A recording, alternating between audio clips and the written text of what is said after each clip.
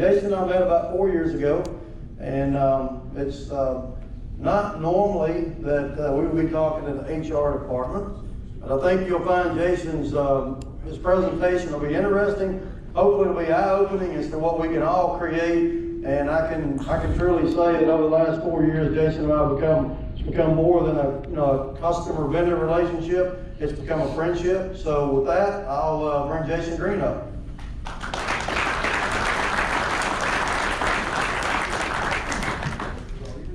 Thank you, Michael. Can you guys hear me okay? Yes, sir. Great. Well, I want to thank Michael and the rest of the team here for the opportunity to be with you guys today. As Michael said, my name is Jason Green. I am the HR guy. Am I the only HR guy in the room here today? Shelley's here somewhere. Okay, good. Strength enough. So, like I said, I'm the Vice President of Human Resources for ABB, our motors and mechanical business, formerly known as Baldor Electric, if you're familiar with Baldor Electric, based in Fort Smith, Arkansas. About a $2 billion segment of ABB's business, primarily producing industrial electric motors and mechanical power transmission products.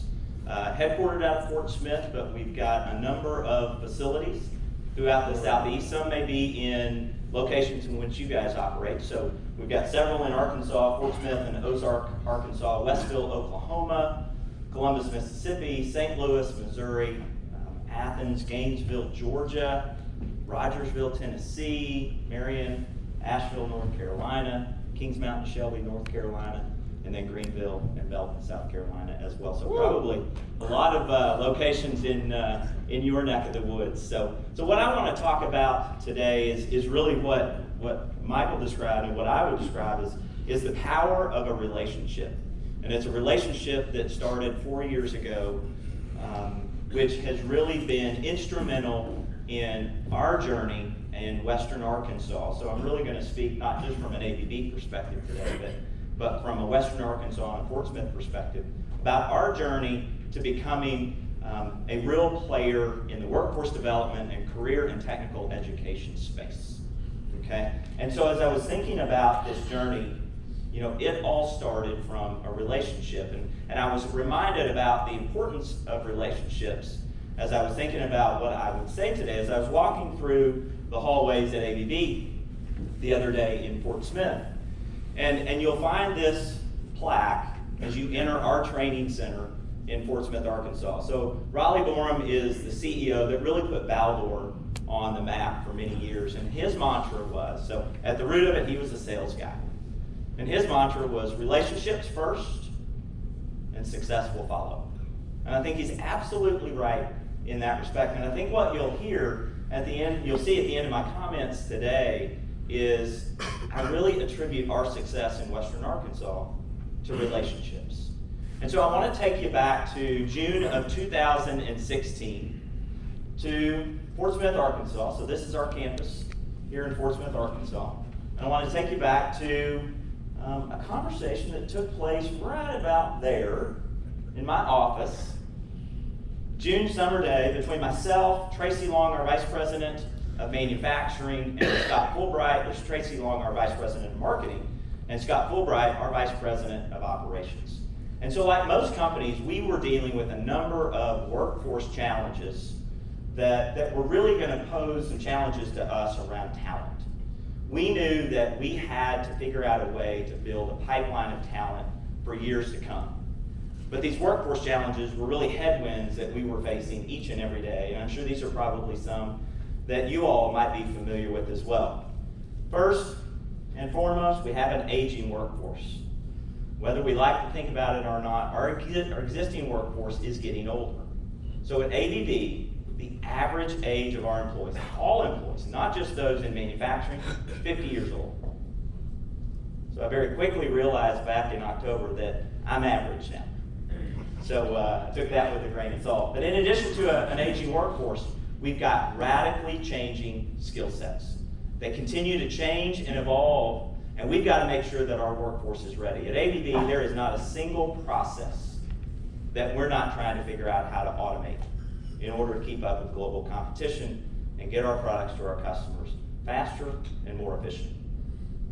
We also know, and this comes no surprise to you guys in the room, We're dealing with very low unemployment, which is a good thing, but challenging from an HR perspective, in that the available pool of talent for us to pull from is pretty thin. We also know that there is, unfortunately, somewhat of a lack of interest in working in the manufacturing sector. I think if you talk to most individuals, they know that a booming manufacturing industry is a good indicator of a strong economy, but that's not really where I want my son or daughter to work.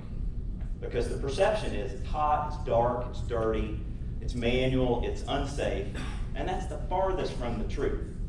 You know, I like to joke that back in the days when we built our manufacturing plants, we built them with cinder block walls, which prevented people's ability to walk up on a weekend and look inside and see what's going on.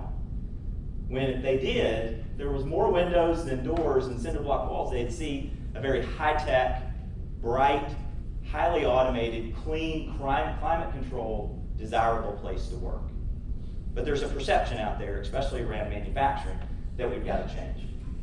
We also know that one of the biggest challenges we get is, where do we get our talent? Unfortunately, we get most of our talent from each other, especially in small towns like Portsmouth, Arkansas. Anytime we put up an industrial maintenance technician, you can guarantee that somebody is just going to float around town moving from opening to opening. And then last but certainly not least, we have an environment in our educational system today where most educators, not all, think their number one priority is to prepare students for college. When in reality, that priority should be preparing students for a career. Now that career may entail a stop through college or some kind of post-secondary environment, but that should really be what our educators are focused on. So as we were dealing with those common workforce challenges and thinking about how we solve this talent pipeline issue, we started to reflect on, where is it we get our talent today? And we get it primarily from one of three places. We get it from ourselves, probably like you all do as well. We get it from reskilling and retraining our existing employees. We get it, as I mentioned, from others, and then we get it from the unemployed. But that's primarily it. What was shocking to us is that where we really don't get talent is from amongst the young talent that's out there today. Whether it be kids in high school or some kind of post-secondary, early post-secondary environment, that's not a talent pool that we pull from. But because of those workforce challenges that I mentioned earlier, we desperately needed some kind of effort to increase this talent pool for us to pull from. So we came up with the solution. And let me tell you, it was the best workforce development and career and technical education solution ever.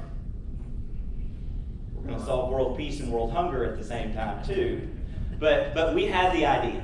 We were going to do it internally, we were going to do it without the help of higher education, and we were going to make it work, and we were going to solve the talent pipeline challenge that we at ABB have in Portsmouth, Arkansas. So we followed that conversation with another gentleman by the name of Clint McBride, who's our Director of Manufacturing Engineering. And he was all on board. This is something that he's very passionate about. And he had worked with Michael quite a few times, and he said, you know, there's this guy named Michael Garner at Haas who is really involved in this workforce development and career and technical education space. He said, you know, it might behoove us to spend some time with Michael and share your thoughts and ideas as a strategic partner, a strategic supplier to ABB, and see what he thinks. So we came back to the campus in Portsmouth, Arkansas, and had another conversation, almost in that same exact vicinity of the building. I remember that conversation vividly, and Michael was kind enough to come down. I think there might have been one or two others with you. Ben or Tony or Carrie might have come with you as well. And he was very kind and considerate, listened to our idea, as far-fetched as it might have been. And then he said, you know, that's a great idea. And I knew right there, he did not like our idea, one iota. That was just the kind and considerate response of how to respond.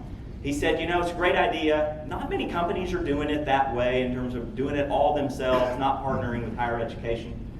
He said, but would you be willing and interested to go see a few communities that I think are doing it really well? And so we said, absolutely. We're open to any ideas that are out there that might help us be successful.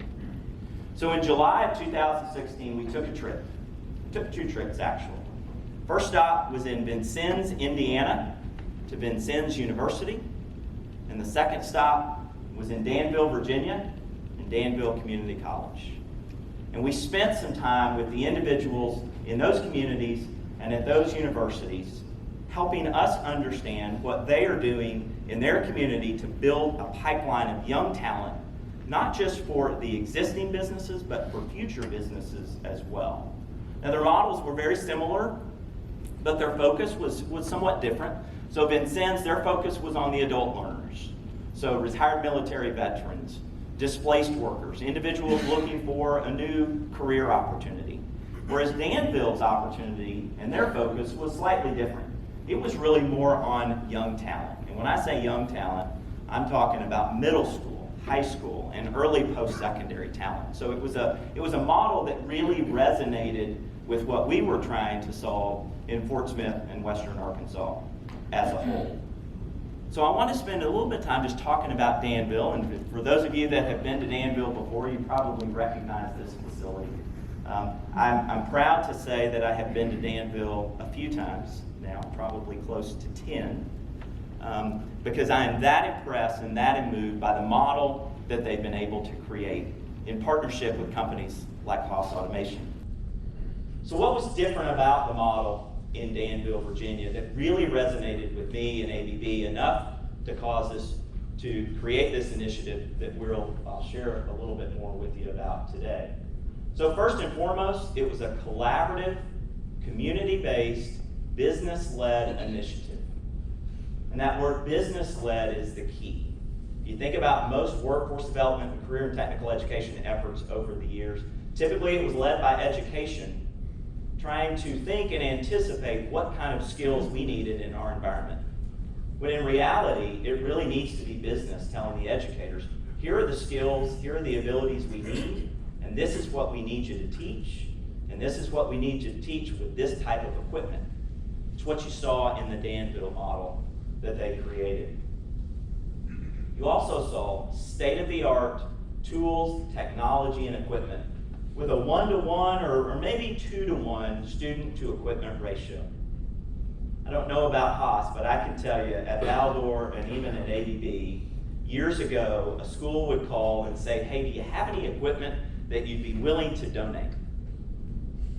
We'd think about it, we'd go out to the bone pile in the facility, and we'd look for every piece of old, outdated, unused equipment that we no longer needed. We would donate it, and we would pat ourselves on the back, feeling really good about the contribution that we just made to that institution. Technology and equipment that was outdated, not used anymore, and that's what we're giving to our educators to teach our future talent on. That's not the case in Danville for those of you who have been there. It's brand new, state-of-the-art equipment. It's equipment that we're using in our facilities every single day, and we're using to teach our talent with. You also saw a great deal of capacity. We've got over 300 students currently involved in the Danville model with the ability to grow to over 500 in the next couple of years. You also saw aggressive hiring of a phenomenal career and technical education leader in a gentleman by the name of Troy Simpson. If any of you happen to know Troy, I tell you, he's up here for me in terms of a gentleman who really put Danville on the map in partnership with a number of other people, but really has a vision for what career and technical education should look like in Danville and Pennsylvania County. They also realize the importance of hiring qualified instructors. Not just somebody who has spent 30 years in a classroom who thinks they can teach the art of precision machining, but somebody who's actually been out in industry, worked on equipment, knows how to code, knows what to do, and knows how to pass that on to students. We've got a high placement of graduating students. I remember one time I was there with Michael, and there was a company from Florida who was there recruiting machining students to move down to Florida to fill their pipeline. They've also invested millions. And when I say millions, I mean millions of dollars have been invested in Danville, Virginia, and Pennsylvania County, transforming their workforce and transforming their environment around workforce development. And they're not done. Now the challenge is, that's what it takes. This is applied learning, using state-of-the-art tools and equipment. So it's expensive To get to a 1-to-1 or a 2-to-1 student to equipment ratio, it takes money. So these kind of initiatives are not cheap. But people are interested and willing to invest in models like this all across the country. They're very big on certifications and credentials, with numbers of those being handed out over the last couple of years.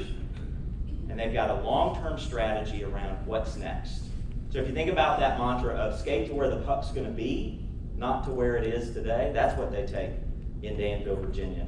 And last but certainly not least, all in a town of 43,000 in the city, 62,000 in the county. A little bit smaller than Fort Smith, Arkansas, but it made me realize as I left Danville, Virginia, doing something like this in our community, putting Fort Smith, Arkansas, giving them the ability to help create a pipeline of talent for companies like ABB, that it was doable. So I was really energized and blown away with what I saw in both communities, but Danville in particular. So as you would expect, I came back to Fort Smith and I started talking. First conversation was with a gentleman named Tim Allen at the Fort Smith Chamber of Commerce. I've worked with Tim for a number of years. He's taught me a lot about economic development and kind of the secrets of success in terms of winning this game of economic development that most communities work really hard on every single day. And he told me there are several key factors that you've got to have in order to be successful and be able to differentiate yourself from other communities. First and foremost, you've got to have good collaboration amongst the city, the county, the chamber, business, and industry. You've got to have good infrastructure. You've got to have good utilities and water and roads and transportation and those kind of things. You've got to have a good cost of living. You've got to be affordable for companies to want to come to your community. And you've also got to have shovel-ready ground. Now, that's what we used to think was the differentiator, was those that had ground available to companies to come in and set up shop. We thought that was the secret sauce. But really, it was the fifth element, and that's workforce. And he was convinced, as am I, the communities that have that pipeline of talent, especially from amongst young talent, to serve the needs of not only existing business, but future businesses, they're the ones that are going to win. Because every time we bring a prospect to Fort Smith, Arkansas, to talk about why they should set up shop in Fort Smith, we talk about our great workforce. And we have a great workforce, as do most communities around the state. But what we don't tell the consultants and the companies that are looking to move to Fort Smith, what we don't tell them about that workforce is, oh, by the way, they're all employed. So if you want to move to town, you're most likely going to have to pick off talent from all the other companies in town in order to fill your needs, especially with low unemployment. I followed that up with a conversation with a gentleman named Ken Warden, Dr. Ken Warden at the University of Arkansas at Fort Smith. He's the head of the College of Applied Science and Technology. He's an industrial maintenance technician. He's worked as an auto mechanic. He gets it. And thankfully, we have the bones in place. We have a good program, but we need to make that good program better. So he was absolutely on board. So I talked, and I talked, and I talked. And then I talked a little bit more again, because this concept of what we have in communities like Danville, Virginia, just doesn't necessarily resonate with people right away. So as we continued to talk, we continued to develop our relationship with Michael and Haas Automation, helping us understand our role as a company in this process. So Michael suggested, hey, let's take another trip. And I'd like to take you out to Oxnard, California, to where Haas is headquartered. And I'd like to help you understand how we see our role in the educational system. And so it was a great trip that we took, got to meet a number of individuals, and I very quickly got to understand the role that you all as a company play in our educational system today. I have developed the utmost respect and admiration for this company as a result of how you see the role you play in education. And we're very similar at ABB in that we make product that helps develop talent. if you think about motors and drives and PLCs and robotics, product, very much what you find with precision machining equipment that you find in a number of career and technical education facilities around this country today. But I'm not sure we've ever seen ourselves in that light, in that we sell industrial equipment to an educational institution, but we've never really understood the importance that that sale has on developing future talent. Haas does, and they've really opened our eyes to our role in that space as well. Also had a great opportunity while we were out there to get to know Kathy Lumen and the Gene Haas Foundation, another institution and entity that I have developed a great deal of respect for in terms of the role that the foundation plays. And a huge credit to Gene Haas and the rest of the individuals at Haas who really understand their role in helping develop young talent and build that pipeline of talent for companies like Haas and ABB all across this country. At the same time, I was able to develop another relationship while we were out in Oxnard. Just so happens while we were out there, there's a gentleman by the name of Jeremy Bout, who's the president and CEO of a company called Edge Factor. And Edge Factor is a multimedia marketing firm that helps communities tell stories. They help tell the story of how to inspire, prepare individuals for careers, not just in manufacturing, which was their original focus, but in healthcare and information technology as well. But also how to explore careers and how to make connections with companies. So it was the first time I'd really had a chance to meet Jeremy and understand his role in this workforce development and career and technical education space. But it was a great chance, by happenstance, that we happened to be there at the same time. Michael made that connection for us, and you'll hear later on in my presentation how that relationship has developed as well. So as I leave Oxnard, I'm even more motivated for what can and should happen in Western Arkansas and Fort Smith, Arkansas. So like before, I come back and I talk, and I talk, and I continue to talk about why we need a model like this in our community and what it will do for not only companies in business and industry, but more importantly, what's it going to do for our students. So in January of 2017, I realized that I could keep talking, but I really needed to take people to Danville so they could see firsthand what we had seen several months earlier. So we took about 15 individuals, headed back to Danville, Virginia, and let them see firsthand what we had seen. Hopefully, getting them to the point that we were quicker. And so I thought I'd like to share with you a couple of the reactions from that trip to Danville. And we took individuals from our university, our K-12 system, multiple districts attended with us, business and industry, Chamber of Commerce, city, county officials, all because we realize, if you go back to that first point about what makes Danville successful, it's that collaborative, community-based, business-led type of initiative. But some of the reactions were very interesting.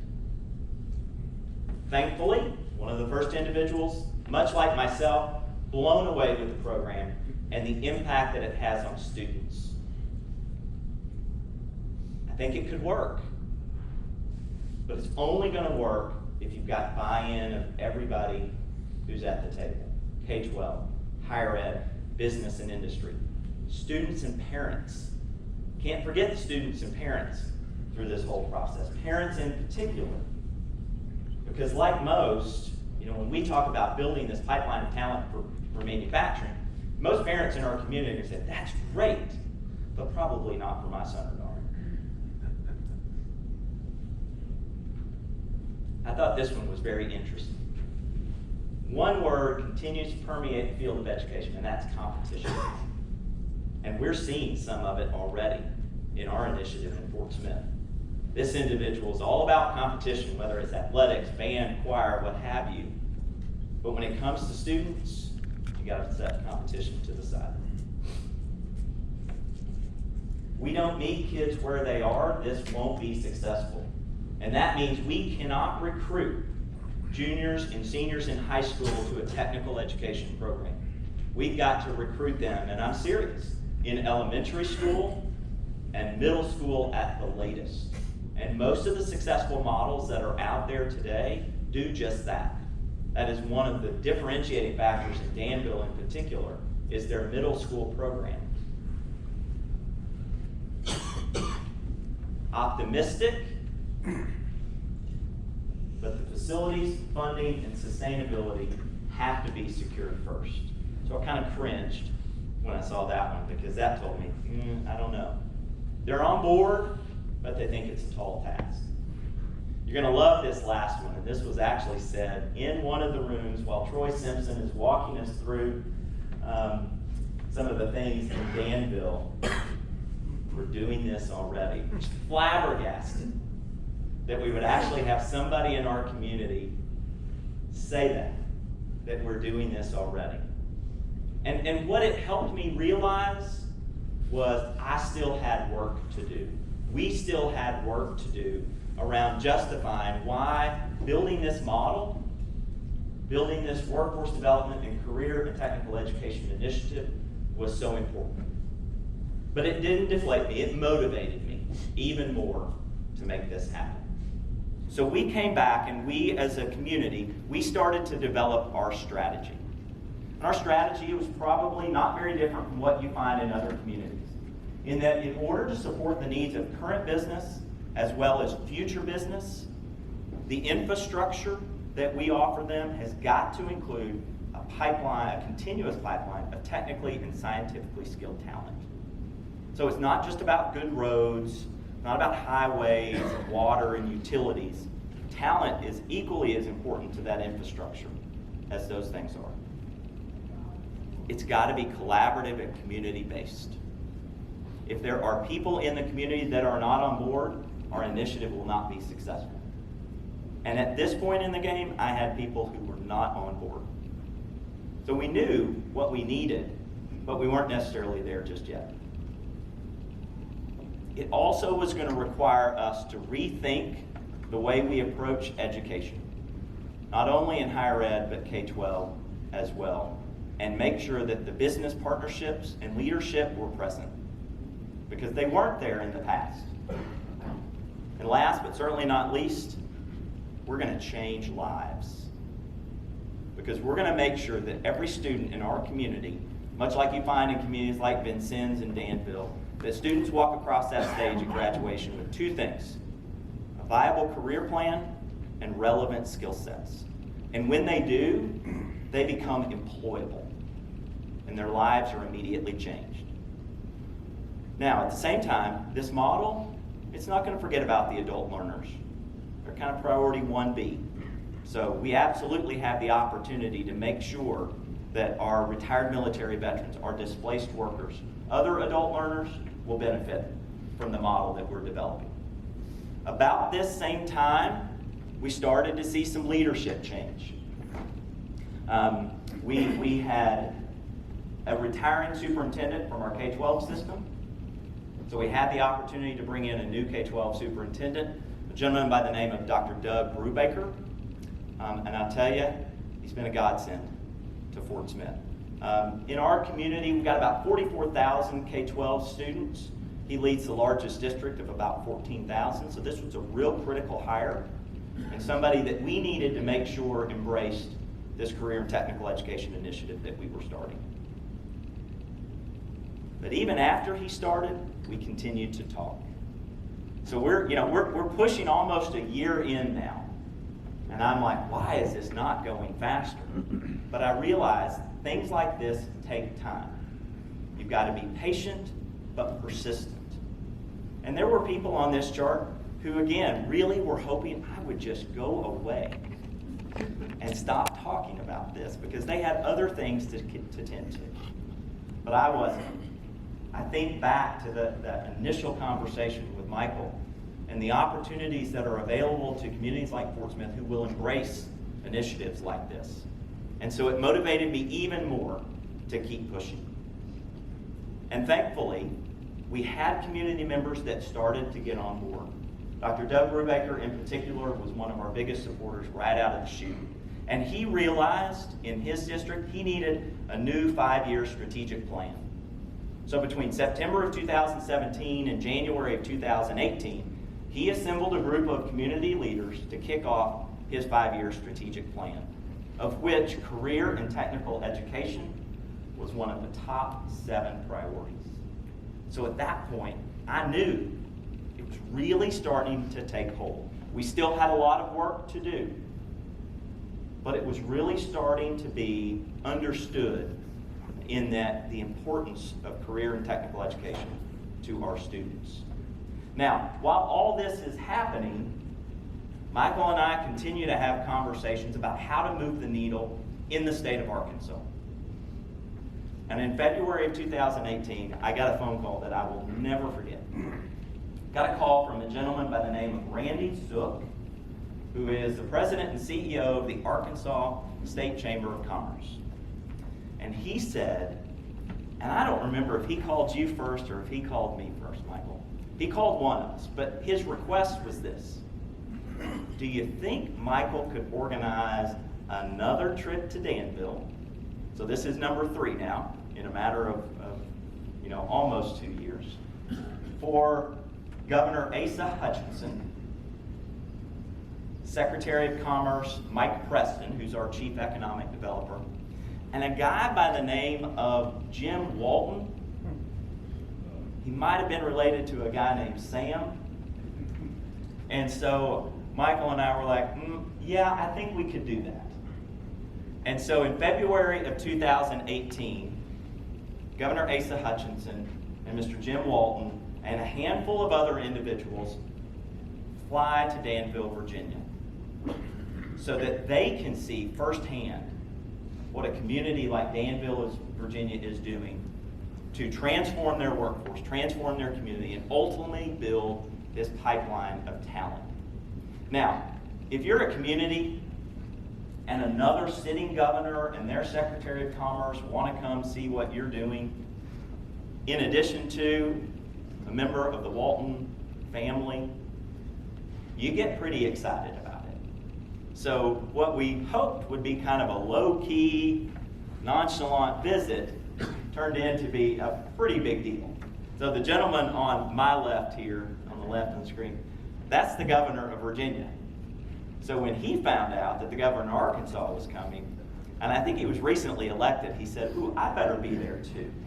And by the end of the day, I think every city, county, state elected official that you can imagine showed up for that event. But it was pretty powerful. I recall the plane ride there where Michael and I had the opportunity to spend some quality time with Mr. Walton and Governor Hutchinson and Secretary Preston, really helping them understand the model.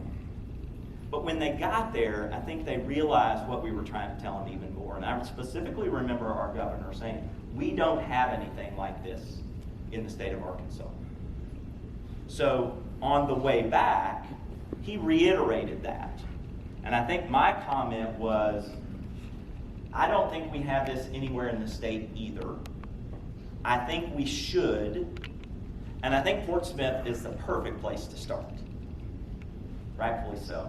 I had a captive audience, and I was going to take every opportunity to say that Fort Smith was the place. His comment to me, go put your plan together and then come see me. Which was, you got to have some skin in the game. You can't look for state and federal funding to fund an initiative like this if the community and local business and industry aren't willing to step up themselves. After we dropped Michael and the governor and the others off in Little Rock, we had an opportunity to fly back to Northwest Arkansas, and I had another captive audience with Mr. Walton, and his comments to me were this: put your plan together, and I'll be there to support you. So talk about two motivating messages, not just for me, but for Michael and everybody in Western Arkansas. So we had work to do. Now, fortunately, as you recall, we were in the middle of this 5-year strategic planning process. And we had a citizens committee that proposed, after a lot of time and effort and discussion, the Citizens Committee proposed a $120 million increase to our local school millage. $120 million. People thought we were insane. We had not had a millage increase in over 37 years. A really difficult environment for tax increases, but they couldn't argue with what we were doing. We were investing in students. And of that $120 million, about $14 million, so a little over 10%, was going to go to career and technical education. We finally had our first opportunity to kind of put some skin in the game. So, after several hours of discussion and proposals, thankfully our local Board of Education voted to take the vote to the voters, focused on three things: safety and security, career and technical education, and grade realignment. So we were a K-6, 7, 8, 10, 12 type of community, and come August of 21, we will transition to K-5, 6, 8, 9, 12, one of the last communities in the state of Arkansas to make that transition. But those three key points, ultimately improving student outcomes, along with a lot of hard work and time and energy, brought us to May of 2018 and a vote on May 22nd, and I'm happy to say that voters overwhelmingly passed the millage, 62 to 38%. We were ecstatic. It sent a huge message to the community about the importance of education and the importance of career and technical education to our future. So now we fast forward to July of 2018. And I threw this in there because this is important because of all the things that were happening as we go. We realized that there was a group of individuals that were critical to our career and technical education success, and that were school counselors. And so we had a great opportunity to send them to the 2018 HTEC conference in Danville, again, for them to see firsthand, recognizing the role of technical education in what they do every single day. And I could not have been more appreciative of the way in which they were welcomed into Danville by Michael and his team in particular. Again, it was that relationship that Michael and I had that not only secured them an invitation, but while they were there, he and his team took a vested interest in making sure that they got exposed to the things that they needed to do to help them understand their role in helping make this model successful. Come September of 18, I'm still talking. But at this point, there were several on this page, several leaders on this page that have chosen to leave. And I finally turned the corner. We finally turned the corner in our community with everybody on the same page. So it was time to really start and realize almost 2 years later. So I recall Troy Simpson and Tom Lohr, who was the consultant that was working with Troy. They reminded me time and time again, at this point in time, Danville's probably been at this 9 or 10 years. They said, you have to be patient. It's kind of like a relationship. It takes time to develop. It's not going to happen overnight. Same thing with this initiative. If I would have let our progress over the first year discourage me, I probably would have thrown in the towel. But I was patient and I was persistent. And so at this point, we were able to really start to develop our model, patterned heavily off of the model that we learned about in Danville, Virginia. And as you've heard me talk several times already, it started with our students. So Dr. Brubaker, during our millage campaign, he was always very quick to tell me, time and time again, Jason, it's not about you, it's about the students. And if you focus on students first, companies like ABB, future businesses as well, will be successful. And he's absolutely right. So with this initiative, we put students at the center of everything we do. We also felt there was a need to validate what our priorities were. So we knew in Fort Smith, manufacturing, healthcare, and IT. Those were the three primary industries. When we started this initiative, it was all about manufacturing, and I recall one of the educators came up to me and he pulled me aside, and he was an older gentleman, so he was kind of parenting me, and he kind of squeezed my shoulder. He said, "Jason, not everybody wants to go into manufacturing." I'm kind of deflated, but I realized that he was right. And so we really broadened our focus to include healthcare and IT as well, but we needed somebody to validate that and make sure that we were focused on the right things. So we partnered with a group out of Raleigh, a company called Economic Leadership, headed by a gentleman by the name of Ted Abernathy, which is another relationship that we've developed out of this initiative, who came in, studied our current needs, our future needs, interviewed businesses, students, parents, to really help give us some recommendations around what future state could look like, but also validate that we were focused on the right things. Thankfully, we were spot on with what he saw as well. And I think this chart, one of the many charts that he provided with us, was reassuring around why we were doing what we were doing. Because in the state of Arkansas, 82% of the jobs are medium to high skill, which means that they require some kind of education beyond high school. Now, you could get that while still a high school student with technical concurrent credit, but in order to take advantage of over 82% of the jobs in the state of Arkansas, you needed a skill set that primarily came from technical concurrent credit. If you didn't, your career path is pretty limited. Food service, retail, some kind of low skill type of position, which are important and needed, but not necessarily a career.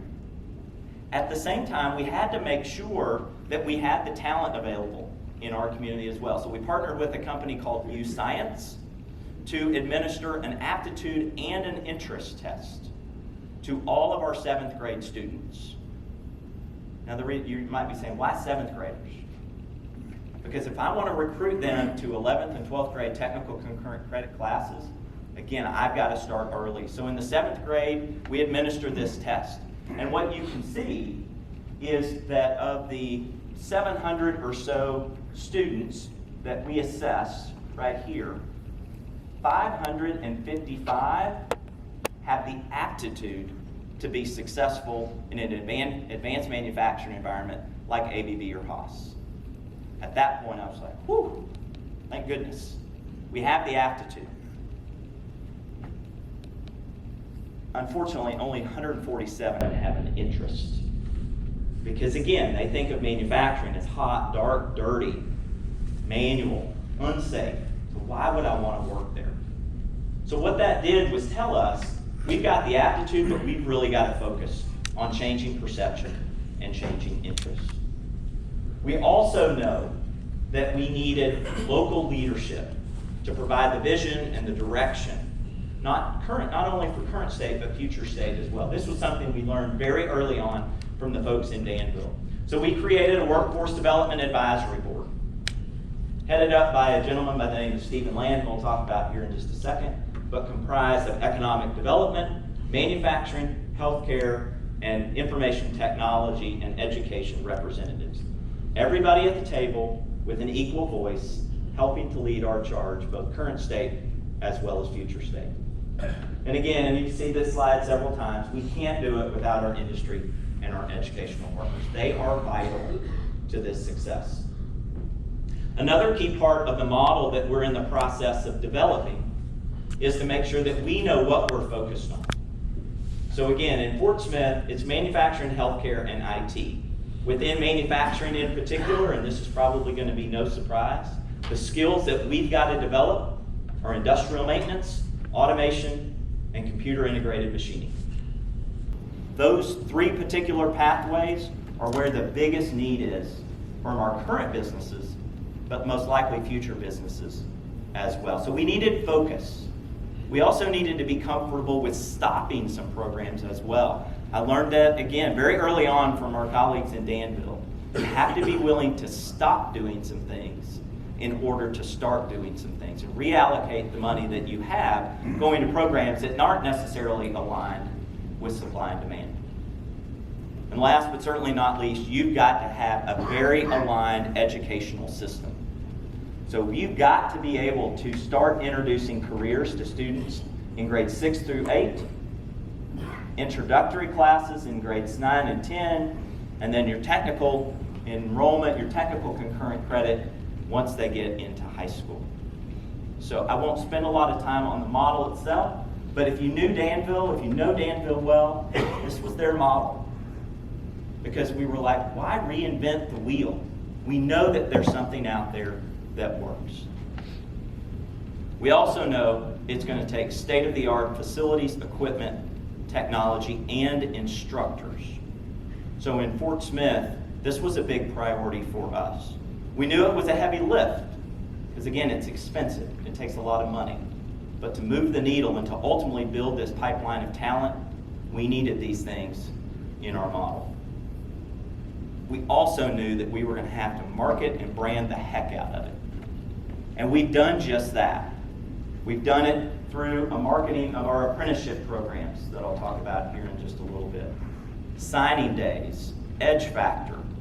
We've gotten our school counselors involved. We have summer camps.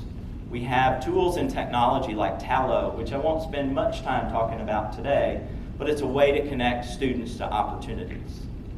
We cannot underestimate the importance of continually marketing and talking about and telling people our story about this transformation of the workforce development and career and technical education model in Fort Smith. That's our model. That's what we're still building. And that's what we've really been able to develop as a result of what we had seen over the last 2 years. What we were able to develop as a result of the relationships that we were able to develop as well. Now, if you go back to when we announced the passing of the millage, at the time, about $14 million was earmarked for career and technical education. We were going to target around a 50,000 square foot facility to start, because I knew I wasn't going to have students lining up outside day one. So we thought 50,000 was a good starting point for us. And I recall the school board meeting in particular, where Dr. Brubaker said, if anybody's got a building to donate, feel free. We'd be happy to take the opportunity. Because our voters were very adamant. Do not go build new brick and mortar. We're a heavy manufacturing town. We had a number of facilities that were available, good, solid, standing buildings that could be transformed into the state-of-the-art facility. Well, in October of 2018, as a result of some relationships, we've received a phenomenal gift from the estate of William L. Hutchinson, a gentleman who started Hutchinson's Shoe Manufacturing, which was the sole provider of shoes for Walmart, which eventually became a Walmart distribution center. And his estate gifted us, actually, I'm going to back up, jumped ahead a little bit. Let me tell you about another something before we get to that. In October of 2018, if you go back to the message I got from Jim Walton, go put your plan together and I'll be there to support you. One of the things that I heard from Tom Lohr, the consultant that worked with Danville, was that you've got to do several things. You've got to invest in equipment before brick and mortar, and you've got to hire yourself a Troy Simpson. So Troy Simpson is really the architect of the opportunity in Danville, Virginia. So in October of 2018, the Walton Family Foundation gave Fort Smith and Northwest Arkansas $1.3 million, so $650,000 each, to basically go hire a Troy Simpson, an individual that would really be at the center of our effort, being the glue that holds it all together. Also in October of 2018, that relationship that we had with Michael and his team at Haas Automation continued to develop. This was our manufacturing day event. The individuals that you see on the right are the counselors who actually had the opportunity to attend the HTEC conference. And you can see the relationship continue to develop. This was Haas's participation in our manufacturing day event there in Fort Smith. I can tell you their presence there was impactful because it helped students and parents see the vision for what we wanted our opportunity to become. Now, fast forward to February of 2019, and the William L. Hutchison estate gifted the Fort Smith Public School District a 180,000 square foot facility. So we started off with the goal of building a 50,000 square foot facility. We now have a state-of-the-art facility that we will transform into our new Career and Technical Education Center.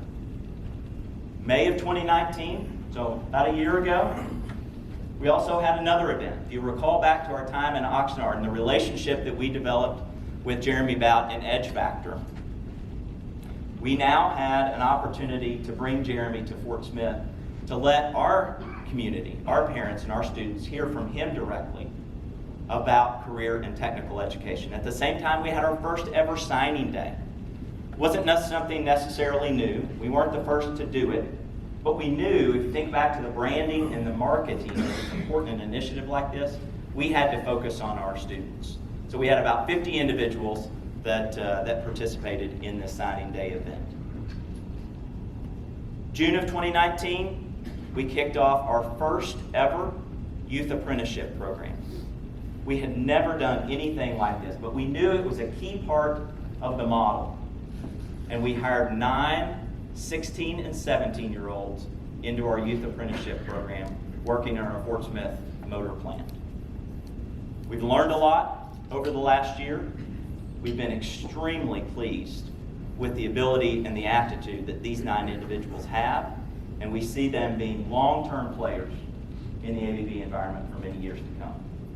We also had the opportunity to host 6 ABB Switzerland Apprentices for about 11 weeks in June, starting in June of 2019. It was a great experience for us to learn firsthand from a model that really does apprenticeships well. So you start to see all these different things starting to happen as a result of the model. Because if you recall back to that one page, it's a puzzle. And the facility, a Career and Technical Education Center, is not the end-all be-all to the model. It's all these different parts and pieces that will make the model successful. And I'll tell you, this apprenticeship program and the ability for these young individuals to come in and take advantage of these training opportunities has absolutely blown us away and has reinforced that we are absolutely working on the right things, building this fourth pool of talent from amongst high school and early post-secondary students. At the same time, we continued to develop that relationship. We had a great opportunity to attend the Haas open house this last summer. These were individuals from our K-12 system that we wanted to take and let them see firsthand the state-of-the-art equipment that would be available from a company like Haas. At the same time, there was a gentleman that we were introduced to, a gentleman by the name of Jonathan Lunsford, who's the head of the machining program at University of Arkansas at Ridge Mountain. It was a connection and a relationship that we were able to develop as a result of Michael Garner. He knew that we needed an individual to consult with us as we built up our machining program. We needed a Troy Simpson in the machining space, and Jonathan has been that guy for us. Would not have known Jonathan, would not have come across Jonathan if it wasn't for the relationship that we had. About this time, if you remember, with the grant from the Walton Family Foundation, we hired Stephen Lamb as our first ever Vice President of Workforce Development, the glue that was really going to bring this program together. Fort Smith Public Schools hires a new Director of Career and Technical Education.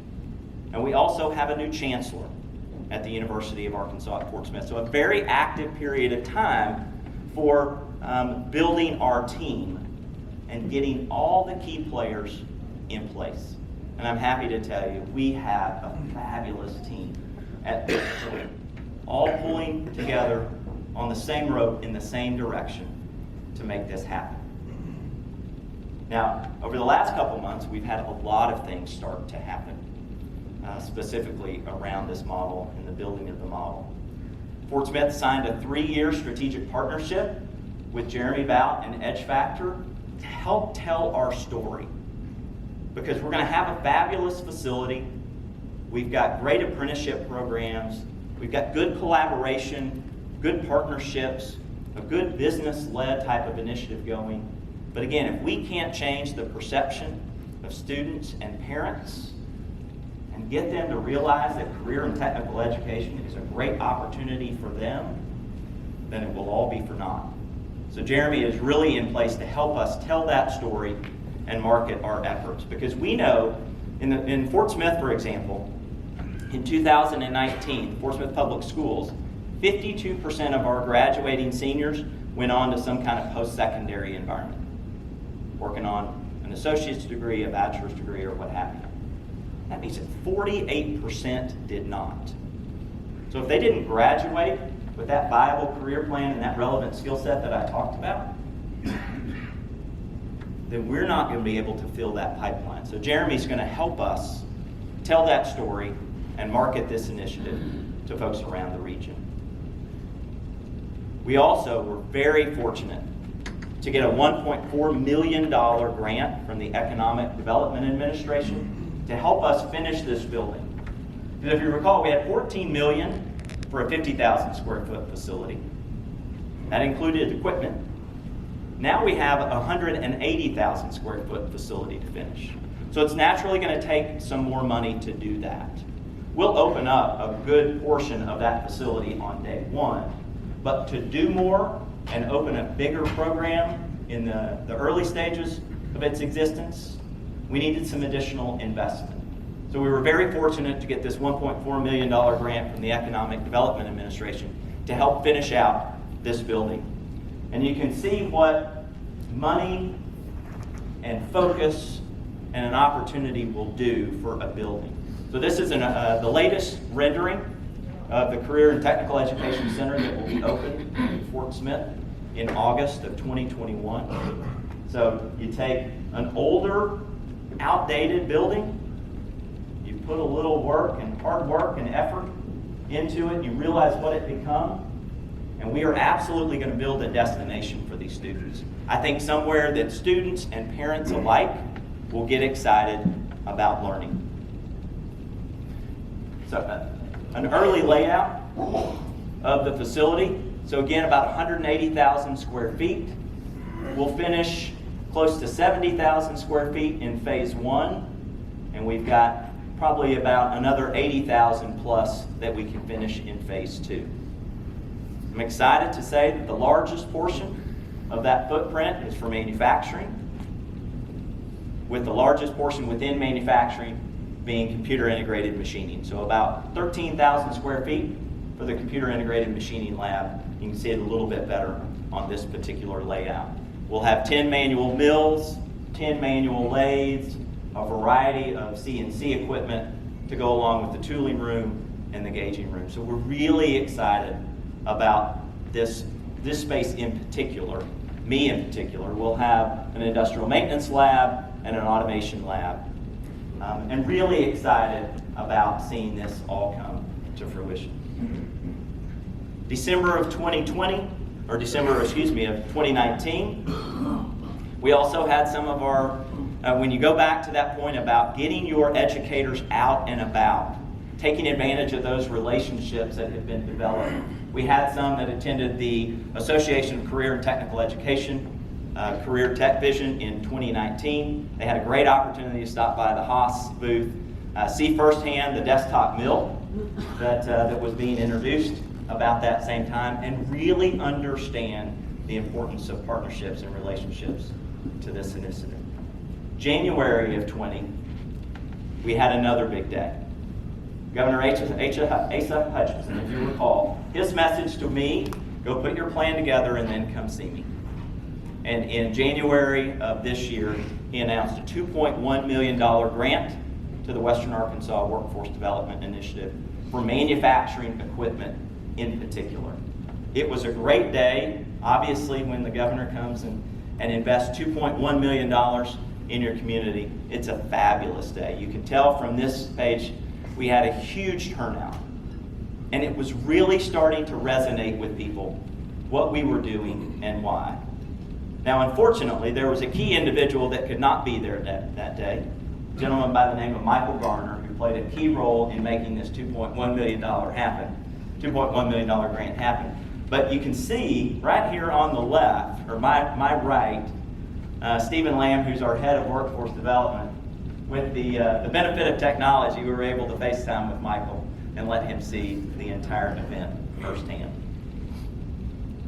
We've also seen some great equipment partnerships develop as a result of all this going back to June of 2016. We recently launched a great machine tending cell in Belton, South Carolina. Don't know who in the room might have had a hand in making that happen, but it's a great opportunity to see ABB and Haas partnering together. It's a great cell. It's running extremely well. I was there about a month ago and saw it firsthand. We've also had the opportunity to purchase our first two desktop mills for the Fort Smith Motor Plant. We're really excited to get that technology in place. We're going to use it extensively in our youth apprenticeship program. We see it as a great way to help teach them the art of precision machining in a different type of way. And that brings us to today, February of 2020. So if you think about it, we've been at this since June of 2016, almost 4 years later. It takes time. It's like relationships that you have with your customers, especially a new customer. It takes time. You've got to let it develop. You've got to help it mature. You've got to nurture it along the way. You've got to be patient, but you've got to be persistent. And so we're at a significant point in time in our initiative in Western Arkansas where we're really starting to nail down what this facility is going to look like. So Michael, you want to join me up on stage for this one? This is a look on the inside of the new Career and Technical Education Center. This is looking north to south from the entrance to the back of the facility. And the cool part about it is you'll actually be able to see, as you walk down the hallway, the labs on either side. All windows, because we want a lot of window shoppers. We want people to come in every single day and walk up and down that aisle and see the type of environment these students are being able to learn and train in. Specifically, at the end of the hallway is where you will find the industrial maintenance, the automation, and the computer integrated machining lab that will be built for students come August of 2021.